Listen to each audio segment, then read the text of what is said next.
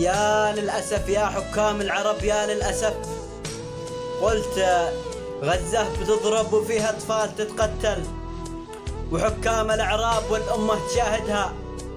ولا أحد منهم وقف معاهم أو تدخل أو اشعل شرار الحروب معهم وأعلنها. هيا نقاتل جنود الغازي المحتل، ونجعل جثثهم تمتلي في ضواحيها، ونحرر القدس مهما قد حصل يحصل، والنصر والحرية دايم لهاليها، وتعود دولة فلسطين الإباء أفضل، وأهل العرب تعلن للأقصى تضامنها،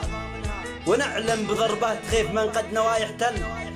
ونهز عروش الصهايم بل وننهيها، ونقول للعالم أكمل ما العرب تنذل، وانها تدوس راس كل من هو يعاديها، ونقول للعالم أكمل ما العرب تنذل،